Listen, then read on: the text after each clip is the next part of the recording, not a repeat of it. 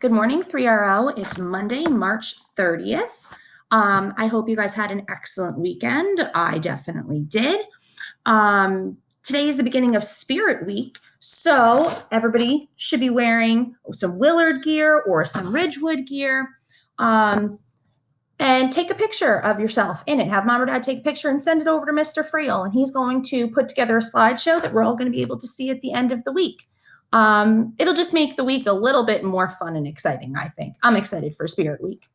I'm just going to go through your day with you real quick, just to make sure you understand what's going on.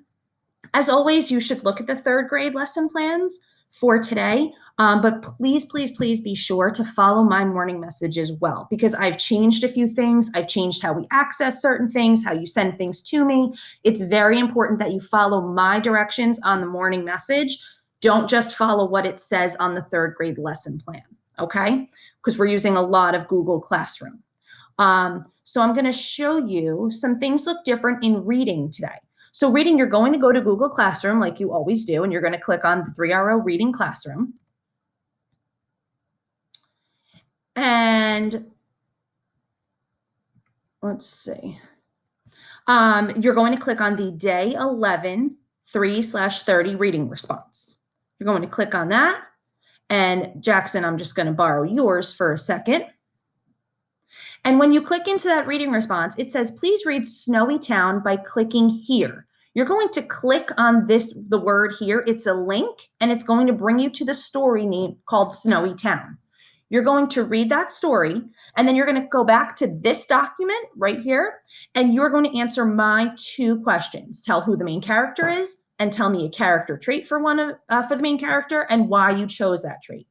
At the bottom of this, I gave you some helpful character trait hints down here, just in case you're stuck. Remember, character traits are about a personality. It's not a feeling. So we wouldn't say happy as a character trait because you don't always feel happy, right? That's a feeling that can come and go in an instant.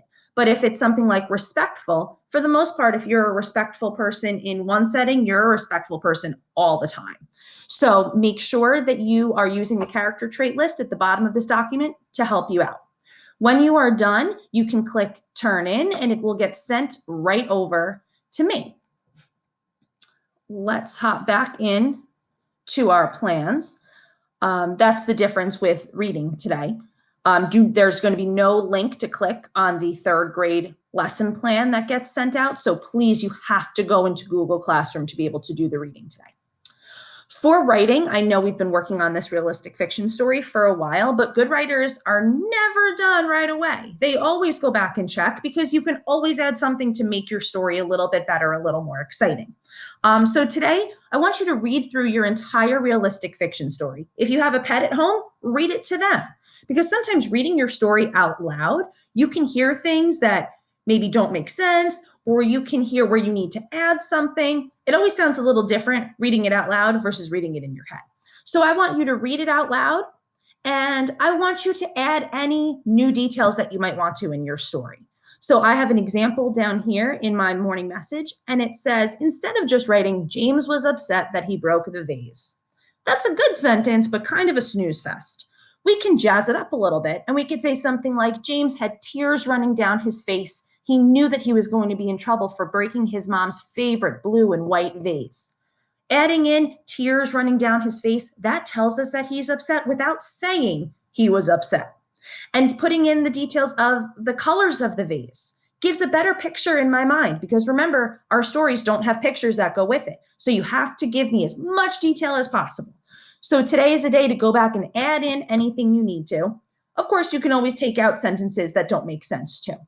Please do not press Turn In when you are done working in your writing today. We are not done with it. We are going to go back into it a few other times this week. Do not press Turn In until I tell you to in my morning plans. If you press Turn In by accident, I'm just going to send it back to you. So if you get it sent back, don't panic. It doesn't mean you did anything wrong. It just means you're not ready to hand it in just yet. For math today, we're starting something new. We're going to be doing topic 14, and it talks about time and volume, different ways to measure things. So we're going to start with time to the nearest minute. So telling time. So those of you that like using digital clocks, like clocks that might be on our phones, that's great, but we need to know how to tell time on a regular analog clock too. So you're going to go to 3RO Math in Google Classroom, and you're going to click on the 14-1 movie, and you're going to watch that. And then you're going to click on the Another Look, and you're going to watch that. And then I have some problems here for you to do. Please just do your best. I know that this can be tricky. If you have any questions about it, just send me an email. I'll be ready to answer everything. One other big new change for this week is what we're doing for science. So for science, you have to go to my morning message, and it says for today's science assignment, click on the weather link here. So you're going to click this, and when you click this, it's going to open up to this webpage about tornadoes. That is what we are focusing on today, talking about tornadoes. Now, there's a lot going on here. You do not have to read every little bit, because I know that would take forever. But I want you to read some things that really look interesting to you, to learn a little bit about tornadoes. After you read through there, keep this tab open. You're going to need to go back to this. So then you're going to go to Google Classroom, and you're going to click on the one that says 3RO Science 2019-2020. There's going to be a new assignment. It says Science Wild Weather Slideshow. You're going to click that.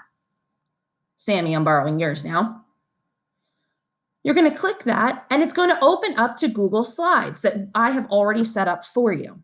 So on the first slide, you're going to click next to the word by, and you're going to type out your name. And then you're going to click to the tornado slide over here. This is what you are working on today. You are going to tell me what a tornado is.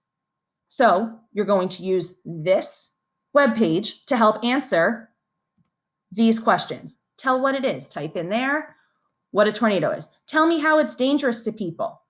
Tell me how it's formed, and then give me 2 fun facts about tornadoes. You can find all of this information on this webpage, okay? You are just doing tornadoes today. Please don't go down to do any of the other ones. These are our assignments for the rest of the week. You are working on tornadoes only. So when you are done with this, just make sure up at the top it says all changes saved in Drive, and then you're just going to close the tab. Do not press turn in, because we are not going to be done with this until the end of the week, okay? Please don't change any colors, don't add any other pictures, just answer the questions that are in the Google slide, okay? So that's very different. So all of that is laid out here in my plans, but if you have any questions, again, send me an email. Other than that, I think things are good to go. If I have any other instructions, I will send them out through email. Good luck today. You're going to do great, and we'll chat soon.